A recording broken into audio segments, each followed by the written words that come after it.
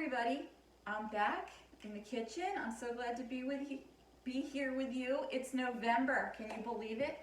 We're actually down to the end of the year, and November is one of the best food time months of the year. Thanksgiving, all the different desserts and pumpkin desserts, and we're going to focus in on one of those today. So we're going to be making a pumpkin mousse. This is so simple and easy, but it's one of those things, again, where everybody's going to think that you just are an amazing chef, and you guys all are amazing chefs. So you may need a little help with this one. We're going to be on the stovetop, but I'm hoping that you'll give it a try and add this to your holiday dessert table. All right, let's get started. Just to let you know, this video is going to come to you in two parts. We're going to make the first part, which is the pudding part to our pumpkin mousse. Then we're going to make the mousse part, and I'm going to show you guys how to serve it. And that's basically because you do have to cool down the pudding significantly before you make the mousse. All right? So let's get started. I have a medium-sized pan here on the stove, okay? And I'm going to first add to it 2/3 cup of sugar. I have my usual beautiful organic sugar here, but whatever regular sugar you have, go ahead and use that. So 2/3 of a cup. Let's see, I'm going to try to pour this right over the pan instead of spooning it out. Makes it just a little easier. Ooh.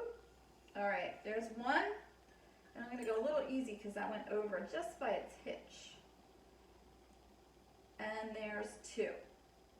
Okay, now, if you like this to be a little sweeter, you can make sure that those 2/3 are fully full. If you want to cut back on your sugar a little bit, you can not fill it quite to the top and do a little less. Play around with it. Maybe you want to try some maple syrup in here. I think that would be delicious because maple syrup flavor and pumpkin are two wonderful go-togethers. All right, the next thing we need is a 1/4 cup of cornstarch. So I've got my 1/4 cup measure, and I've got cornstarch here. Cornstarch is going to be your thickener. And I recommend when you get cornstarch to get a non-GMO brand. I buy my cornstarch in a larger pouch because I buy so much of it, and then I put it into a canister. But you can look on the can. I just like the non-GMO corn, and it makes for a cleaner, I think, product. But as you can see, it kind of looks like flour, really, but cornstarch is a thickener. And I bet you most of you guys have done some stuff with cornstarch. So I'm going to carefully measure out a 1/4 cup of this. Okay, 1/4 cup right into my pan. This is sort of like dump and go, which is why it's kind of a nice dessert. And don't be afraid of trying to make a pudding on the stove. If you've never made a homemade pudding, it's wonderful. And this one's just made with cornstarch. We're not dealing with any eggs, which can get a little bit more trickier, but we don't even have to do any of that. The cornstarch is going to thicken everything up nicely, and it's going to create a wonderful pudding base. All right, next thing we need is salt, a 1/2 teaspoon. So I'm looking for my 1/2 teaspoon measure. I'm getting my glasses. 1/2 teaspoon. I personally can't wait for Thanksgiving, so I always look for kind of a new pumpkin. I love pumpkin pie. It's one of my favorites, and the salt goes. However, I do like to do different things with my pumpkin from time to time, and this is going to be, I'm thinking, a hit on my table. Okay, the last thing we need to do is our milk. All right, I'm actually going to grab a whisk, which is over here, so you'll see me back up. I think it's a good idea to give this a whisk rather than a stir because we want it to be fully incorporated. And I'm actually going to keep my whisk handy because I'm going to want to use my whisk when I put the milk in. That's so that no lumps form. All right, let's see if I can open this. I've got a good quality. I am using whole milk here, but you can feel free to use whatever milk you have. If you want to go non-dairy, I'm sure that you can substitute a non-dairy milk for this. I just have a really nice organic whole milk here. And I need 4 cups. So I'm going to carefully pour this over. Oh my goodness. All right, I'm right to the top. Whoa. All right, there we go. 4 cups of milk. Let me just double check that I've got everything I need. I do. And And I'm going to turn the heat on to medium. I'm not sure if you're going to be able to see my flame here. I think you can. I'm going to turn that down. This burner goes very hot, so I get that down to about a medium flame. We just don't want it to get too hot too fast, right? That's one of the keys. So you can see I'm slowly pouring this in. And I wish that I had a little camera overhead, like, you know, a lot of cooking shows do. However, I'm really in my kitchen, so I don't have an overhead camera, but I'm whisking this in constantly as I'm pouring the milk slowly. All right? And once I get it mostly in, whoop, little drippage, that's okay. Whoop, over the pan. All right. Okay, so I've got all that milk in there. And I'm going to stir. Let's put this over here out of the way. I'm going to stir with my whisk. We want to get all of that sugar incorporated. Make sure all the cornstarch is in there. All right, cornstarch thickens rather quickly. Let's get these out of the way too. So I'm going to leave my spoon here, ready to go. And I'm going to grab some paper towels. So what we want to do is get this mixture to come up to a boil. Once it comes to a boil, that cornstarch is going to be getting to full thickening power. So we only need to let it go for like 2 minutes. The worst part is waiting for it to come to a boil. All right, so I'm going to get a whisk. Let's move this out of the way. Might not need that till later. And as you can see, hopefully you can see I can move that out of the way. I've got some weird looking pumpkins over here. These are blue Hubbard squash. They're in the same family. And this is what we actually get most of our pumpkin from when we make pumpkin pie. It comes from these guys. I'm going to show you this a little closer up. So I got these beautiful, my friend Maria has a farm stand. And she gave me this, which I am so thankful for. She gave me 2 of them actually. I'm going to roast this off and get a lot of pumpkin puree. We're going to be having pumpkin pie all winter, no doubt. You can freeze it. So if you did have a pumpkin and you want it to, all you need to do is roast it in the oven. So you can cut it in half, scoop out the seeds, wash them, save them, roast them off later, make delicious pumpkin seeds. And then you can just put the 2 pumpkin halves on a sheet tray in your oven, 400 degrees, until it's very soft. And then you just scoop it out. At that point, you can leave it as is. It'll be kind of like a rough puree. Or I always like to put it into my food processor and really get it nice and smooth. So that's how you can do your own pumpkin puree. The canned pumpkin is great. It doesn't lose any quality and it's very convenient. And I like having it year-round. I have to say, pumpkin for me is a year-round treat. So I do lots of things with my pumpkin puree. I make all kinds of different dishes with it, from breakfast like oatmeal to dinner like pasta sauces to desserts, of course. And I like to have it year-round. All right, so this is not to a boil yet. And I'm going to turn my heat up just slightly now. I'll talk to you a little bit about pumpkin. I'm not sure if I have any of this info on my can here, but I'm going to take a look. But in case you didn't know, it doesn't give me much on here, but pumpkin's actually very high in vitamin C. So if you are looking to add a new vitamin C source, as I always am, because, well, you know, let's face it, we're still trying to keep our immune systems extremely healthy. So now that we're into pumpkin season, I am so excited that pumpkin is a great source of vitamin C. And I'm adding that in, trying to eat pumpkin a few times a week. This counts, honestly.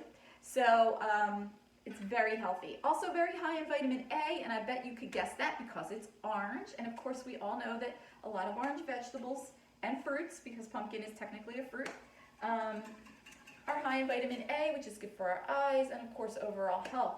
So I really recommend adding pumpkin to your repertoire, and any kind of squash, butternut squash, which I don't have because I cut mine up, but this one, this is an acorn squash. So guys, you see it, it kind of looks like an acorn. That's why it's called that. But again, it's got that orange flesh, and you can kind of use it just how you would use any other squash, roasted in the oven.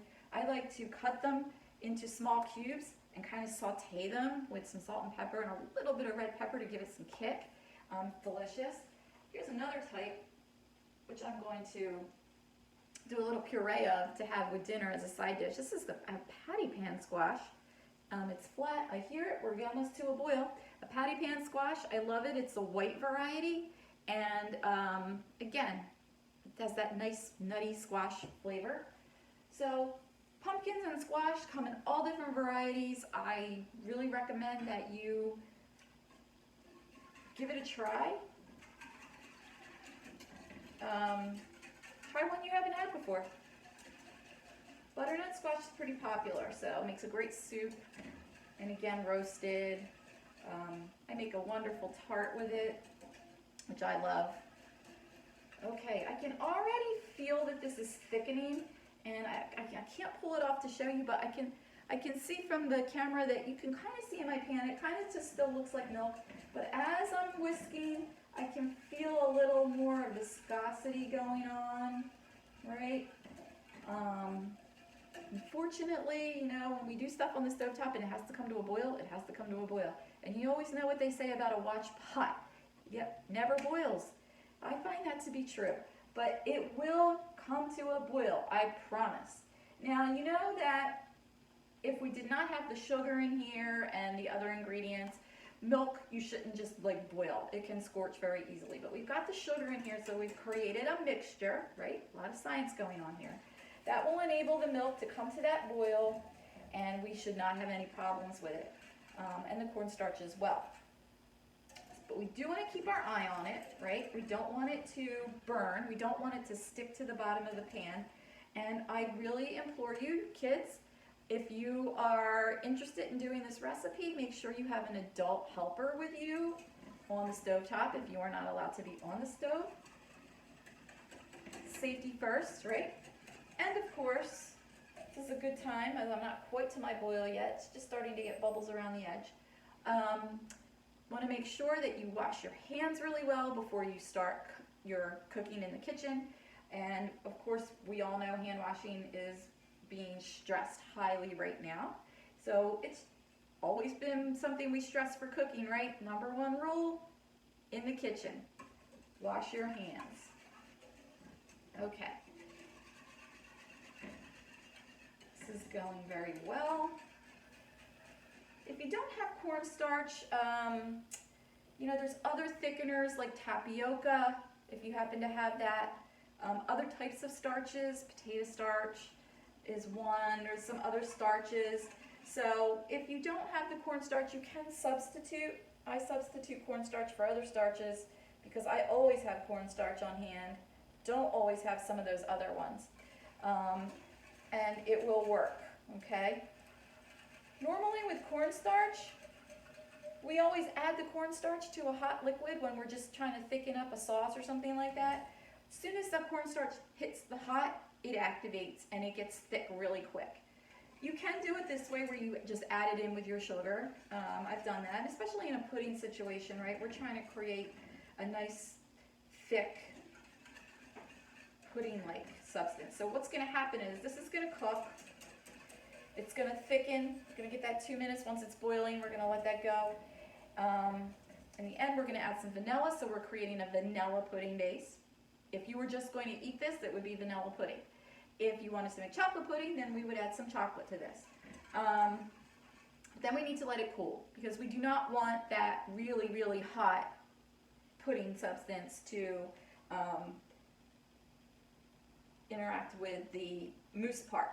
Now the mousse part, I'll just give you a little preview, is going to be the pumpkin. We're going to make a pumpkin mousse, and that's made with pumpkin and whipped cream. So just so you know, I did whip my cream in advance. It's waiting for us to go, because you've seen me whip cream a dozen times in the KitchenAid mixer, right? So you just pour the cream in and whip it up. You can do it by hand with this trusty whisk, whisk, whisk, whisk, whisk, whisk.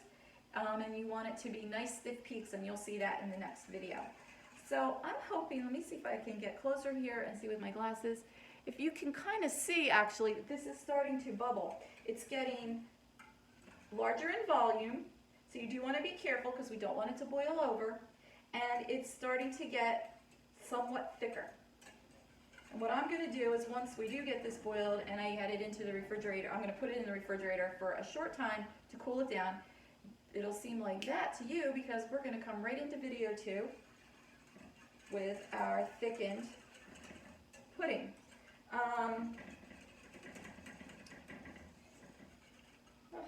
Telling you, watch pot never boils. This is the worst part, waiting for it to boil. Once it boils, again, goes quick, right? Because of that cornstarch thickens immediately.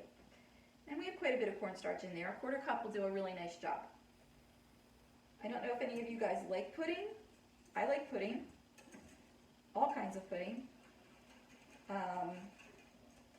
One of my favorites is a chocolate pudding I make, which is basically done the same way, except I use soy milk, so it's like a non-dairy pudding, and it's chocolate, of course. Delicious. I also love rice pudding, so when I have leftover rice, a lot of times, it's a similar situation. You're going to get your kind of vanilla pudding base like this and add your rice to it and let it cook down. A lot of rice puddings get cooked in the oven, but I love a stovetop rice pudding. And this milk was super cold, so, you know, it's taking a while. We got to get it up to boiling temperature, which, kids, another science thing going on here. Boiling is at 212 degrees for water. Not exactly sure what it would be for milk. Some liquids have little different boiling temperatures, right? But it's hot. So it does take a while to get up to that temperature. And I have my really heavy, this is a heavy cast iron pan here, so it's going to get that heat. Sometimes takes a little bit longer to heat up, but it really gets hot and holds the heat. But one of my key is I want to keep moving this around every so often because I don't want to get a lot of film stuck to the bottom. Sometimes if you'll notice, if you make a sauce that's a cream sauce or kind of a bechamel or a cheese sauce, it kind of gets cooked on the bottom. I don't want to say burned, but it gets super cooked. And you'll feel it like there's something on the bottom of the pan, right? So we're trying to avoid that, and that's why I'm stirring it every now and again to keep that moving. There's lots of bubbles on my top, little bubbles.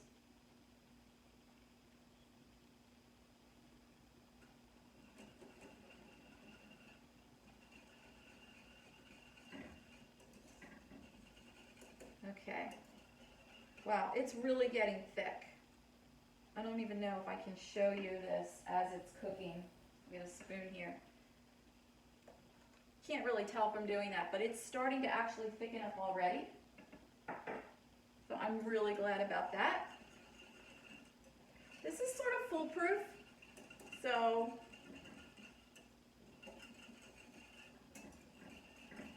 I can just feel it, I can see it. It's not thin like milk, right?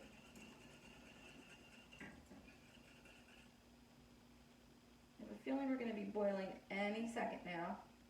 It's getting very hot.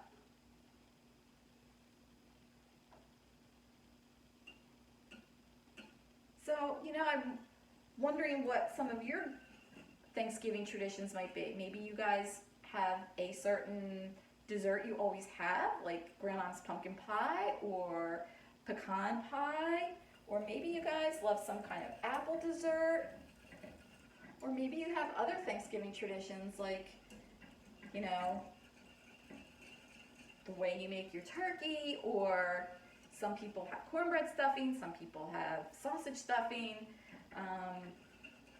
some people have the whipped sweet potatoes with the marshmallows on top, which is always a fun one, right?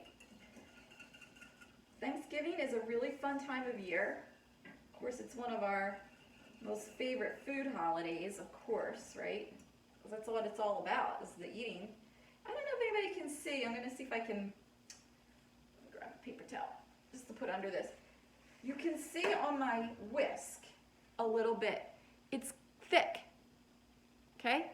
That's from the cornstarch, right? So that's what's thickening up our sauce. So when you hear me saying I can feel it, you can't see that from the spoon, but that's what I'm talking about, right? And we want to get this to a really good consistency because we would like to have our mousse base be thick. Now as this cools, it will also thicken up, so that will help. So don't think that it's not thick enough once you get that 2 minutes of boiling. It will be thick enough, I promise you, right? But we do need to get it to a boil because we want to make sure that the cornstarch does get full thickening power, right? And once we've come to a boil, we will know that that is the case. And the other reason why we don't want to have any of that stickage on the bottom is because that will turn brown. And we're having a vanilla pudding here. We don't want it to be brown, right? So we don't want to kick up a lot of brown bits from the bottom. We just want to make sure that we keep it moving around.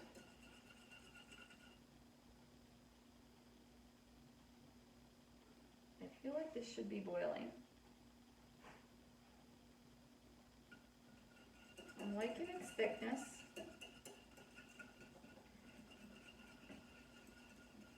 Okay. Holy cow, guys. There it goes. I don't know if it's going to show up. Yes, it's boiling. Okay, let's see if I can see bubbles here. Not too good because it's solid white. But I'm getting bubbles coming up, and when you see those bubbles come up, you'll know it's boiling. So I'm going to look at my clock, and I'm going to keep moving because we don't want this to boil over, right? Being very, very careful. It's to the top of my pot. That's what happens. Okay. So I only have to let this go for 2 minutes. Whisking it, whisking it.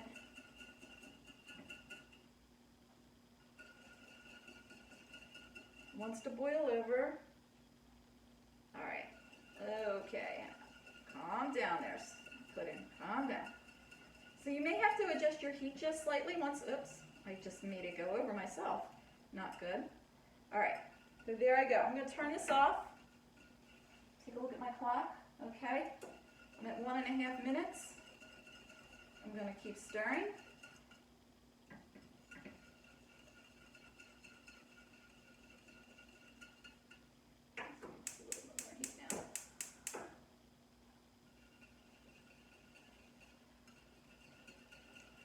It's nice and thick. I wish I didn't make it go over the side of my pan with my whisk. That wasn't good. So don't do that.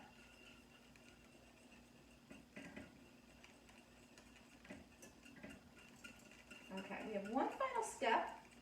We're gonna, as I said, we're gonna turn this into vanilla pudding. Oh, it's so glossy and thick. That's what happens. It gets really shiny. All right, almost there. All right, let's turn this off. Okay. Good deal.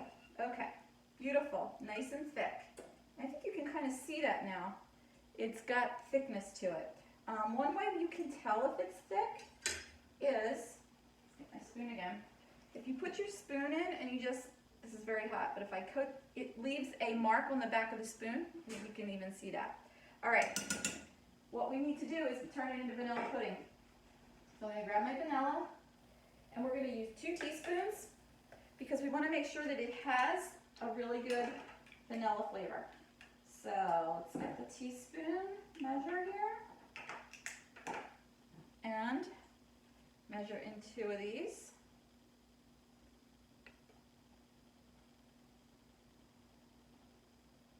Beautiful. Stir it up. Now, even though the vanilla is brown, it does not turn my pudding brown. And of course, you noticed, just so we go back and